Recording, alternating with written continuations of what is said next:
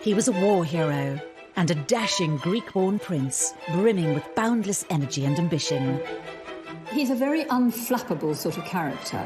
He's a real leader. Yet when he married Princess Elizabeth in 1947, his life changed forever.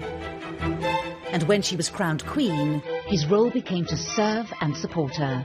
Prince Philip had to bow down and pay homage to his wife. I, Philip, am your liege man, obliged to live. It's a role he's dedicated almost 70 years to. It's been a challenge for us, but by trial and experience, I believe we have achieved a sensible division of labour. Why did he choose this life? And how have the requirements of duty sat with a man who is fiercely independent, opinionated and self-sufficient? He is someone who doesn't take easily to compliments, but he has quite simply been my strength and stay all these years. He's a curious mixture of being blunt, really quite rude at times, and very sentimental, very deep thinking, very inquisitive. Just how did Philip carve out a role as the king without a crown?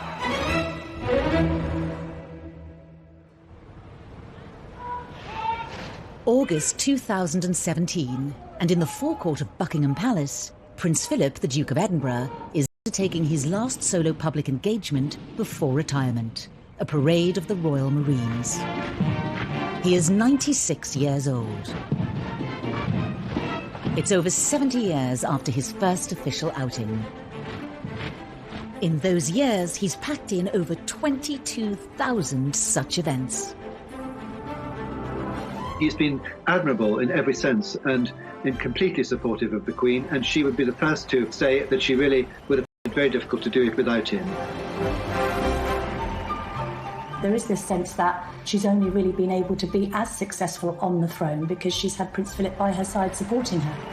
For those who believe that the monarchy is of some use to this country, he's an immensely important and influential figure.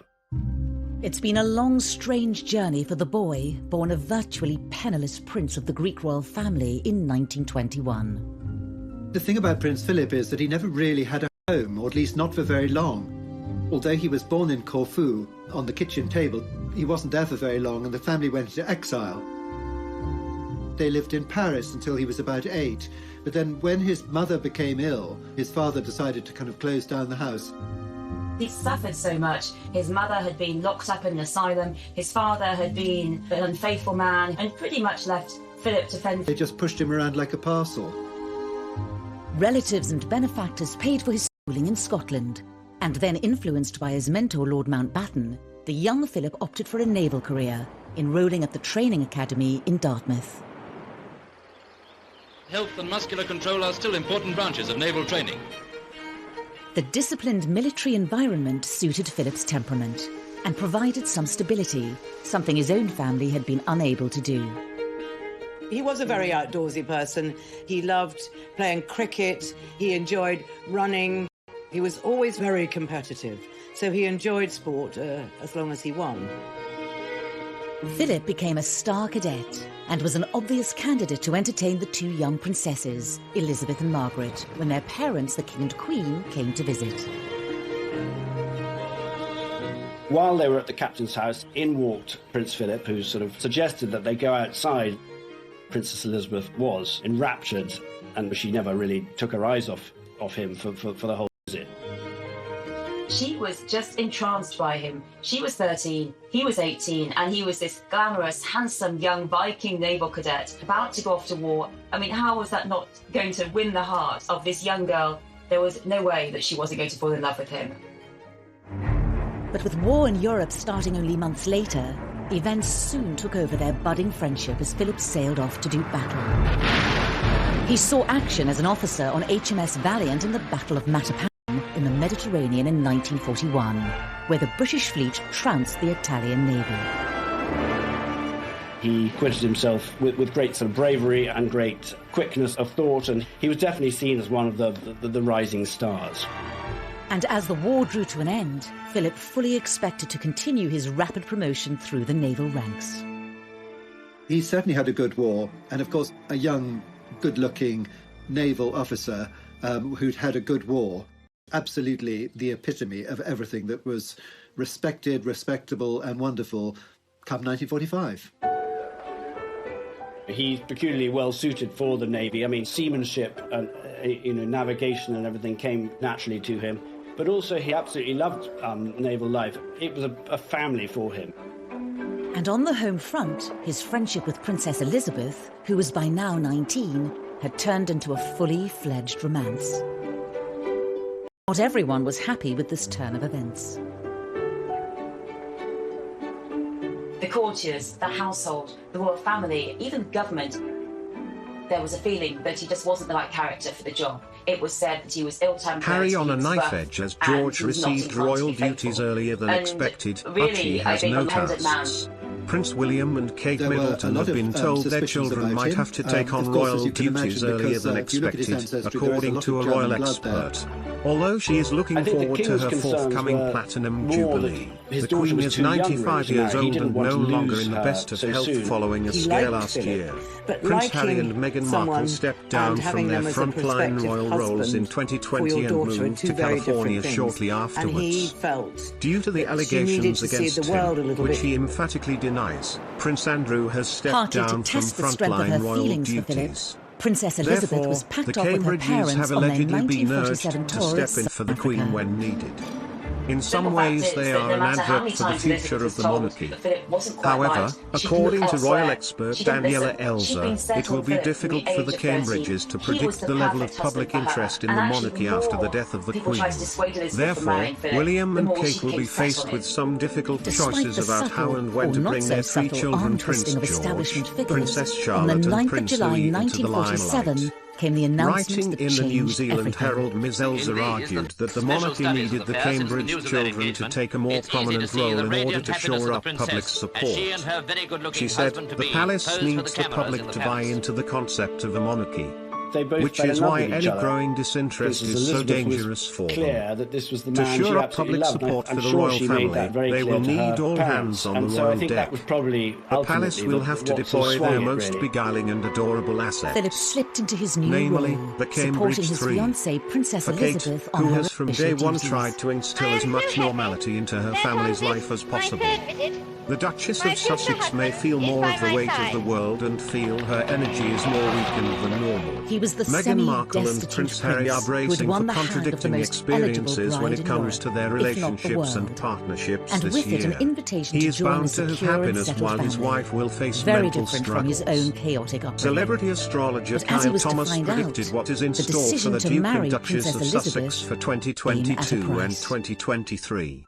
He said that when it comes to their relationships and partnerships, the 37-year-old has the stars in 20th his of November, favour. 1947, He said the royal will feel and more all synergy eyes were within on his Westminster partnerships Abbey. this year. Spotlights upon the world stage also will be present in 2022, especially in the media. But there are a few different influences this year that could cause Harry and Meghan to feel 2022 is unique. Jupiter is dancing across the sky from Harry, bringing him happiness and pleasure in relationships. Rationing was still in Thomas place. said in People his had piece gone for the through New a York difficult Post. time during the On war. the contrary, the country Duchess of was Sussex drained may and feel more of the weight of the exhausted, world yes, because absolutely Saturn is exhausted. opposing Markle directly in In 2022 and 1947, 2023. swept up with He the shared that euphoria Meghan of it, Markle and could suffer suddenly some this mental wedding or of this physical health gorgeous young difficulties couple or feel was her something that energy people is could more focus on. weakened than normal.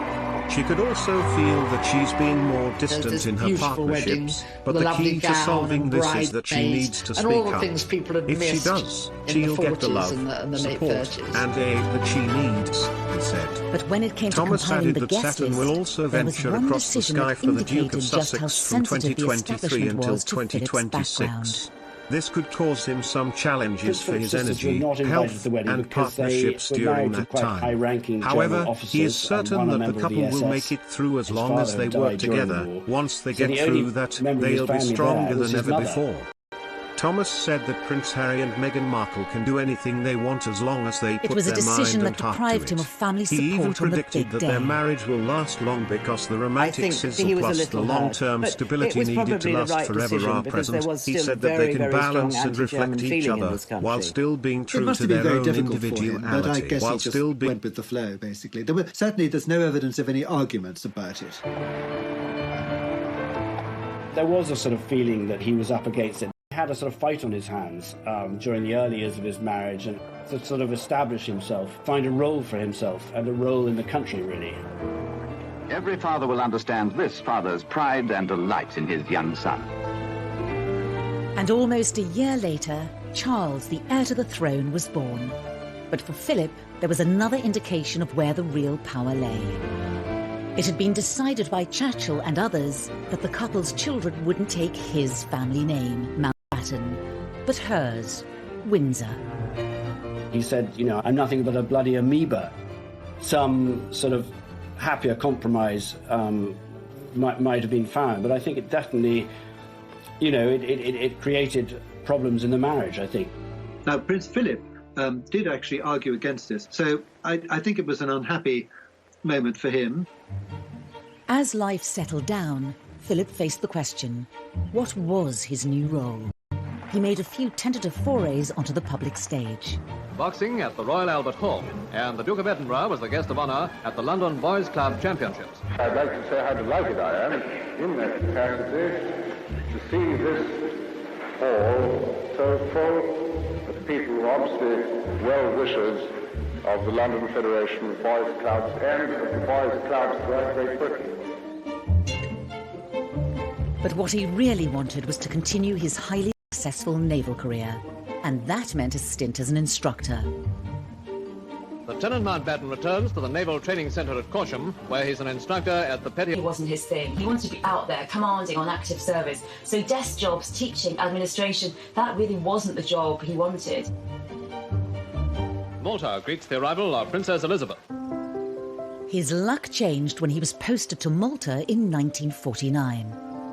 It was famously what they described as their happiest time. It was a place where they could be free and people didn't gawp at them, and it was a very lovely time for them in all sorts of ways, and a very fulfilling one for him professionally as well. They were young. They were in love. They had frankly dumped their children with the grandparents and were having a good time. Princess Elizabeth was able to be the wife of around in her little car. They danced in the Phoenicia Hotel just outside Valletta. They went to polo matches, he played, and they had a lovely time, basically. The only cloud on the Mediterranean horizon was the deteriorating health of King George VI.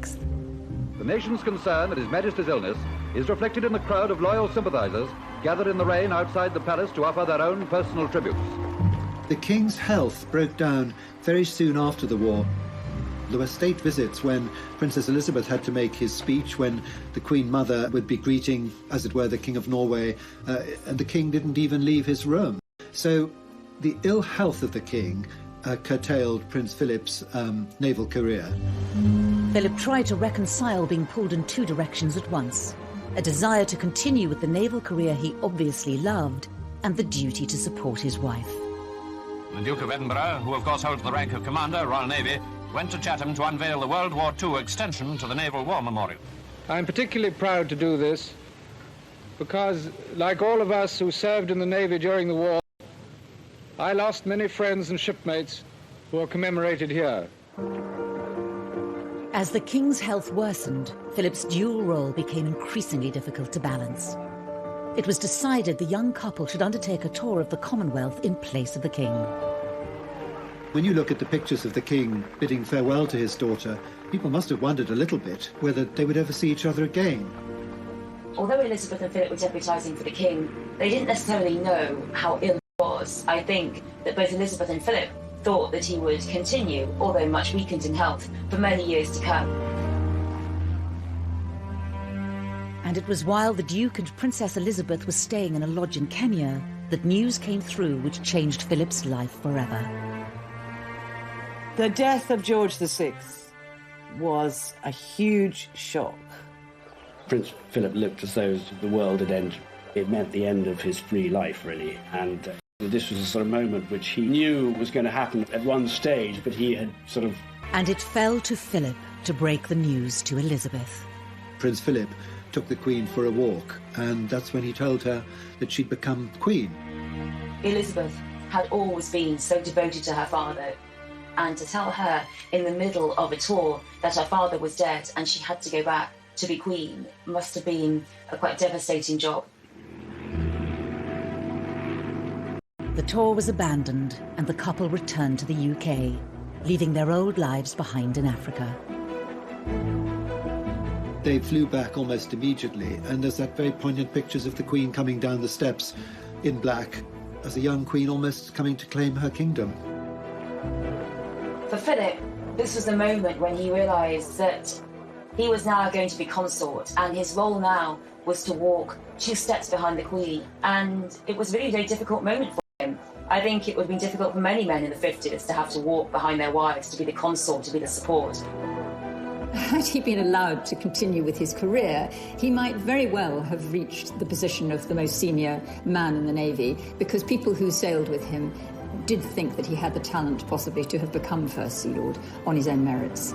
He'd just been promoted in the Navy, in the Royal Navy. The best years were ahead, he said later, but he had to give it up. He had to be at the Queen's side. And it was a massive sacrifice for him.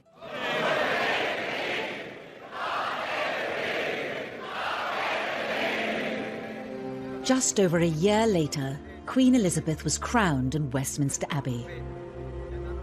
It was a fantastic and glorious occasion, the like of which will never be seen again, because there simply aren't all those people in uniform anymore, I'm afraid. But it was wonderful, a wonderful occasion, and very exciting. And this time, Philip, as chairman of the Coronation Commission, was able to ensure his 3 sisters were on the guest list to witness the extraordinary pageant. Prince Philip had to bow down and pay homage to his wife, and he said he was her liege lord. Faith and truth I will bear unto you, to live and die against all manner of folk, so help me God. That was a symbolic moment when he really had decided that his life was going to be dedicated to her life, which was dedicated to the monarchy. So basically, they'd both given up everything for duty, because there was no point in her giving up everything for duty if he wasn't prepared to do the same and support her. He was completely happy to kneel before his wife, and he just went through it like everybody else. The course of the rest of Philip's life was now set, to serve the Crown and the Queen. Philip is due home tomorrow from his tour of South America, a tour of 60 days and 36,000 miles. With characteristic energy, Philip threw himself into making royal visits abroad.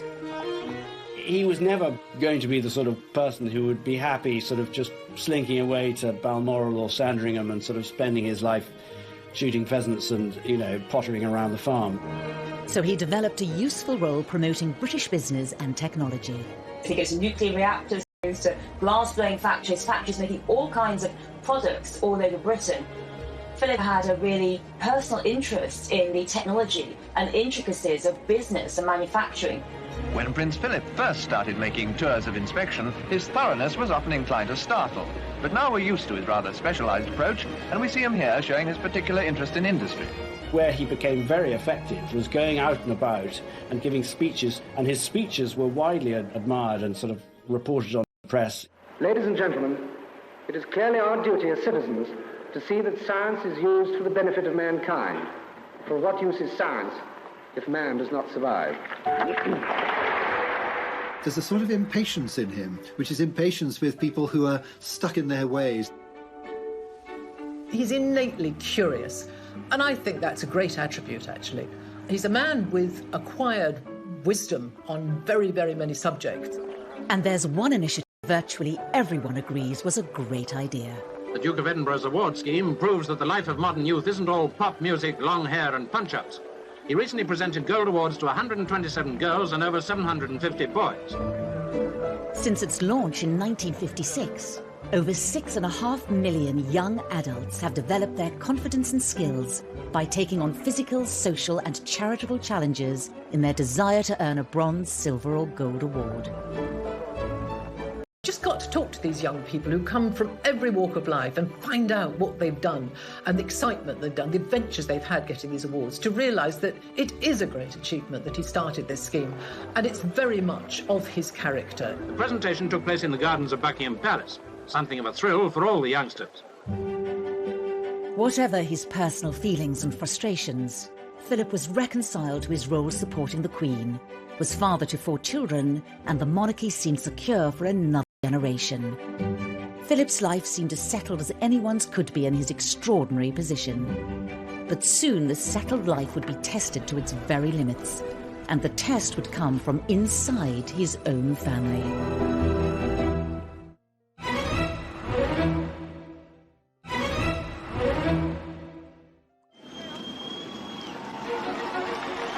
The anniversary of the Queen's coronation marked the start of a new era for the monarchy.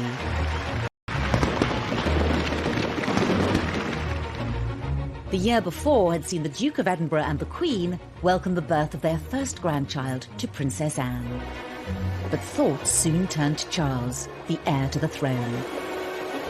Approaching his 30s and still single, Prince Philip was anxious for his son to settle down and maintain the line to the throne.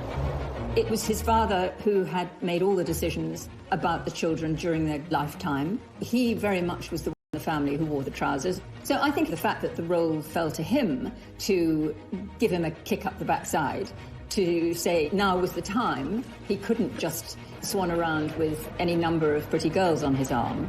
And so, yes, it was probably natural for Prince Philip to take that role. When the Prince of Wales began courting Lady Diana Spencer, it seemed to many that he had met his match. But Charles was unsure. It fell to the Duke to urge his son to make a decision. Prince Charles and his dad are very different creatures.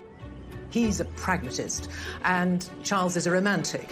I don't think that Prince Philip has been unfeeling towards Charles ever, but I think he found that his son was dithering about whether he should marry this young girl or not.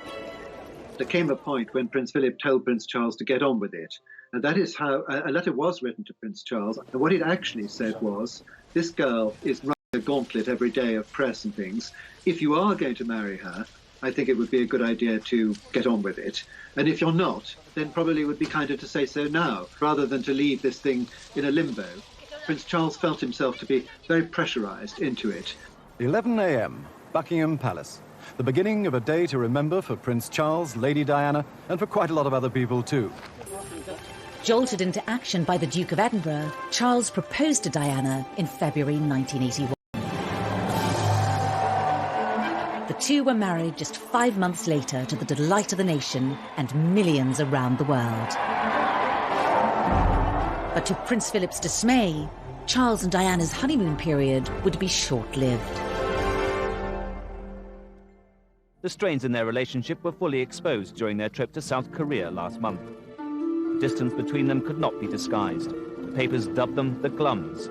Well, being a dad and being a father-in-law, he would have been pretty disappointed because he and the Queen had believed in the sanctity of marriage. There was disappointment that this great expectation in 1981 of this mammoth wedding, which was everybody billed it as a fairy tale wedding, should sort of suddenly crumble in the mid-80s. To counsel the once happy couple. He wrote letters in which he tried to be a marriage counsellor, if you like, and she wrote back always saying, dearest Pa was the way she started letters, and she said, I think you really underestimate your skills as a marriage counsellor. And she also said, whatever happens, I will know always that you care. This is Prince Philip, husband, consort of the Queen, father of the Prince of Wales, who is heir to the throne. So he probably felt that it was not just a family duty, but it was a public duty to try and get them to talk to each other, to reconcile and to save the marriage.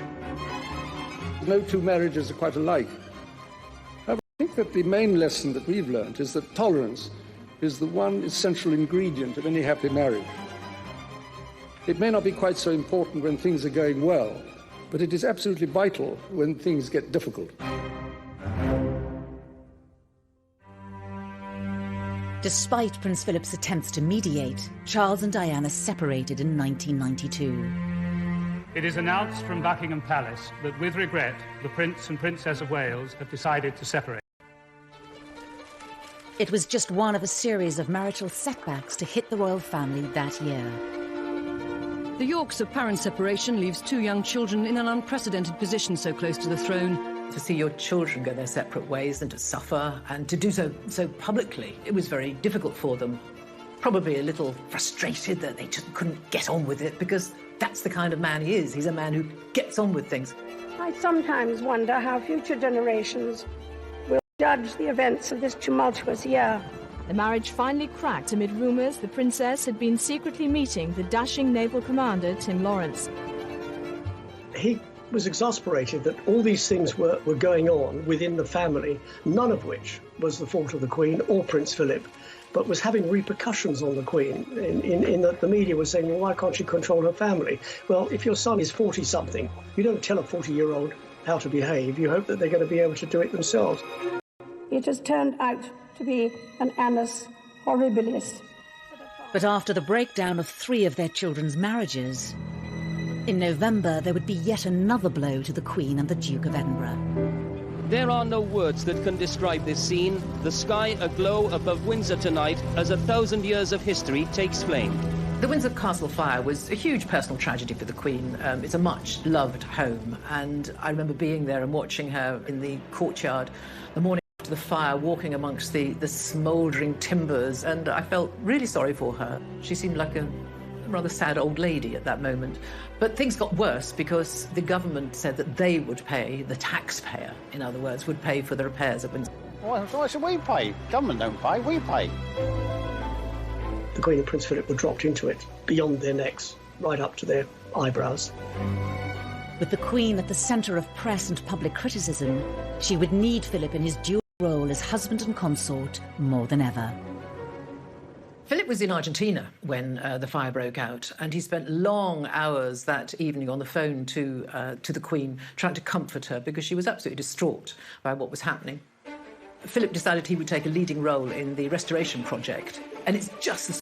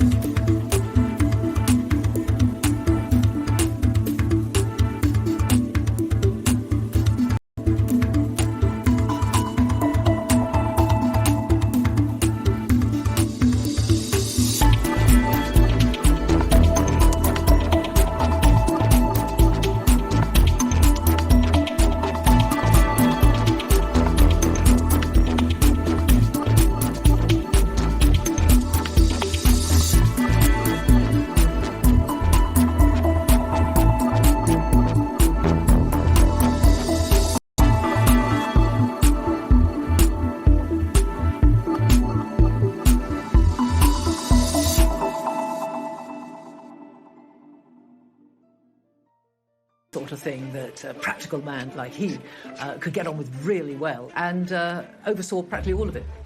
And I think that was hugely important moment within their marriage, really. Metaphorically, he couldn't mend his children's marriages, but what he could do and be useful doing was restore Windsor Castle. We have reports from Paris that Diana, Princess of Wales, has been killed in a... The sudden and shocking death of Diana in Paris was another terrible setback. The surgeons fought for 2 hours to restart her heart. At 3 o'clock this morning, London time, they admitted defeat and announced that Diana, Princess of Wales, was dead. The decision to remain at Balmoral in the days that followed caused public uproar. But it was a family decision, and one Prince Philip was at the heart of.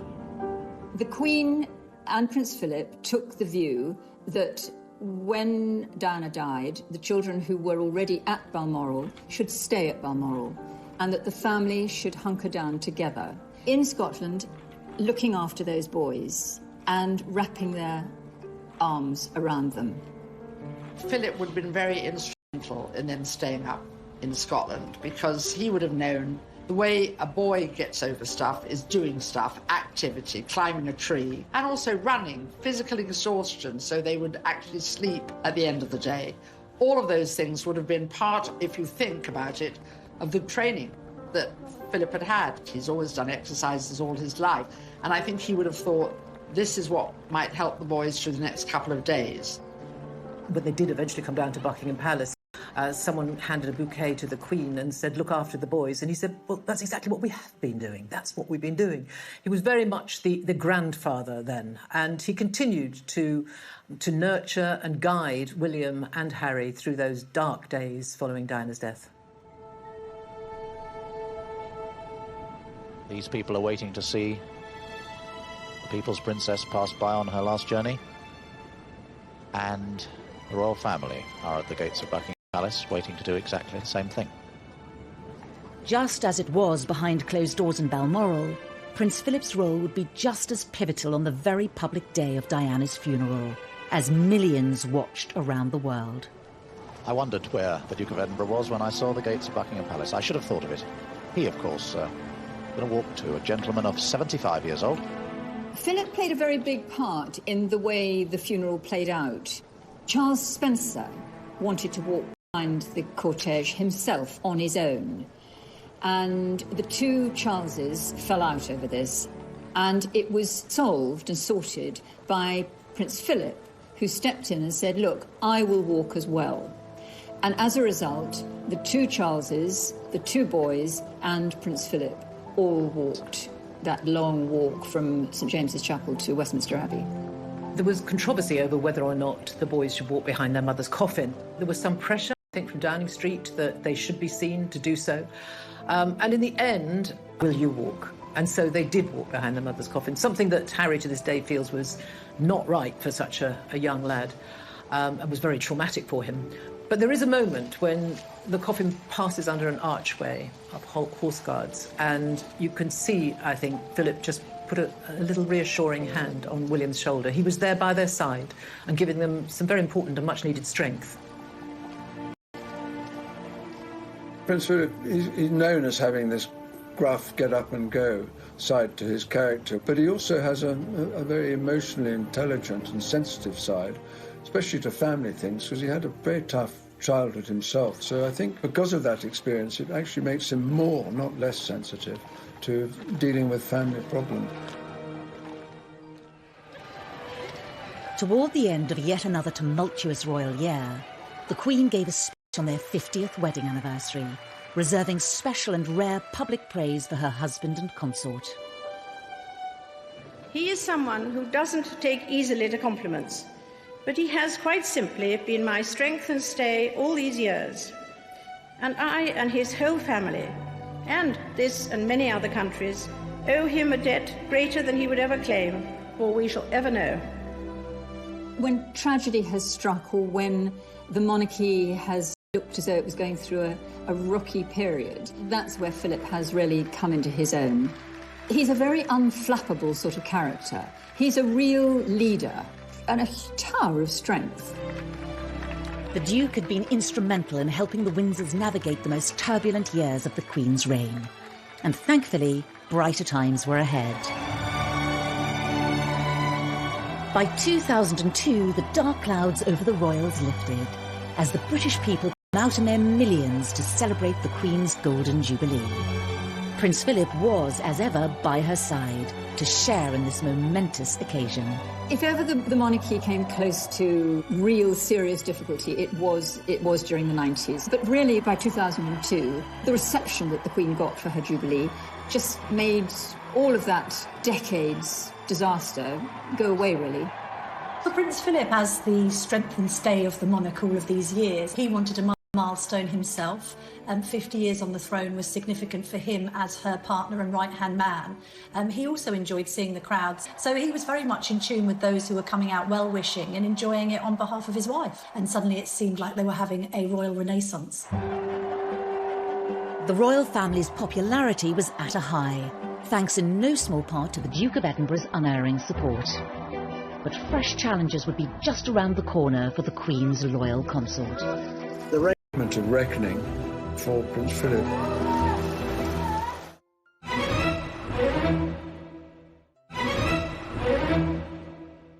Happy birthday to you. 2011 saw the Duke of Edinburgh celebrate his 90th birthday. What I just want to do is to welcome you all here on this 100th birthday party. 100th, you know, it's not 90. I remember seeing him around about that time at Buckingham Palace, and he'd been a little bit poorly, and then he came across, and I said, "Oh, it's good to see you, sir. Good to see you looking so well." And he looked me up and down and said, "Oh, you're not looking so bad yourself, actually." So he still had a twinkle in his eyes.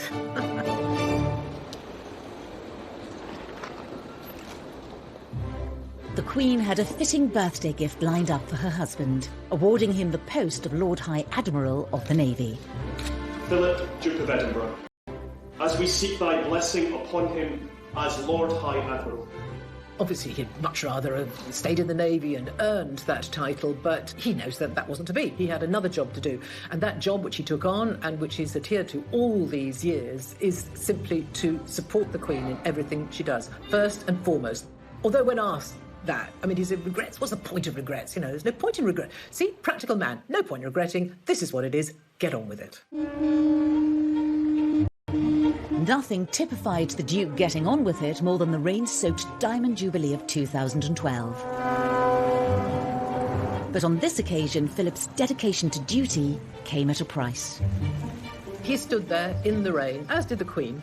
There seemed to be no shelter at all, and unfortunately the next day he was taken to hospital with an infection, and we realised that he wasn't going to be able to take further part in the Jubilee celebrations. It was a journey they should have made together, but today the Duke of Edinburgh's place was taken by Lady Diana Farnham. To many, it was a sign of things to come for the 90-year-old consort. That first time we saw her without him, and you knew that he would have been normally his normal 2 steps behind, we suddenly thought, oh, is this how it's going to be? The Prince of Wales and the Duchess of Cornwall joined her on her carriage procession.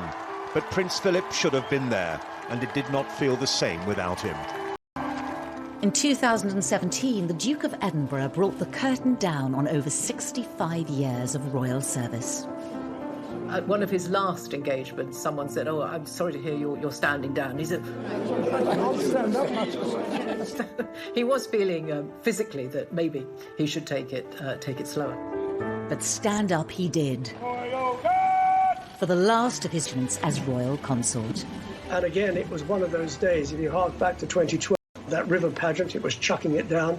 Well, it was raining. It wasn't quite chucking it down, but he was in his raincoat and he had his bowler hat on. And he went out there at 96 to meet the soldiers, representatives of the Royal Marines and the officers, to say goodbye. And that would have been quite a wrench for him because he'd been Captain General of the Royal Marines, so it was pretty important.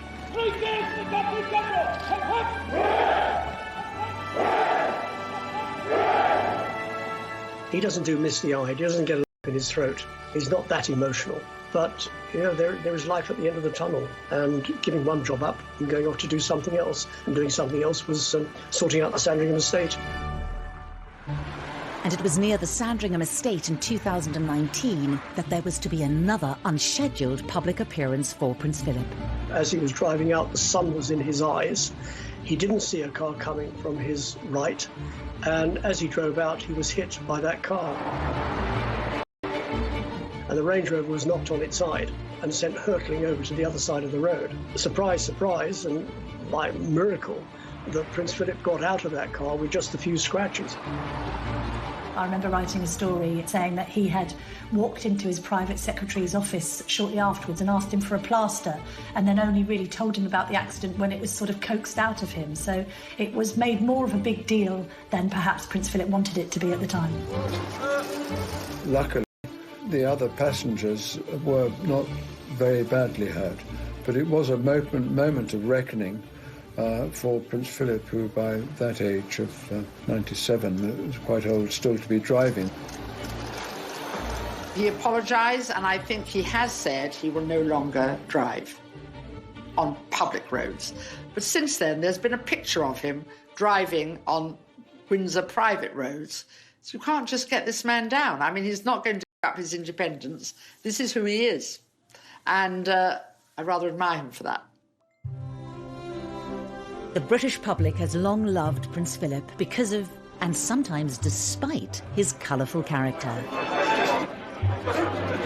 But how will history view the self-sufficient alpha male who gave up a promising naval career in deference to a life of royal service? In his position as consort to the Queen, he's been able to achieve so much more than he would have been as a commander in the Royal Navy, or, you know, I mean, what was he before that? He was basically a penniless, exiled prince. He is an action man. He's a doer. And so he has carved out areas that meant a great deal to us, hosted design awards. He has started the Duke of Edinburgh Awards scheme. All these things meant a great deal to him. And they are all about one thing in particular. They're focused on getting people to do things for themselves. That's what he wants. He wants people to learn by experience and explore this world. Driven by an unwavering focus on duty before all else, perhaps Prince Philip's greatest achievement has been transforming the role of conventional consort into one more like a king, with no need for a crown. For those who believe that the monarchy is of some use to this country, I think he's an immensely important and influential figure. Here we are, we still have a monarchy that is the envy of the world. Go into a newsagent everywhere, it's our royal family on the front of every magazine. We have the fairy story at the head of them all, and he's helped keep it there.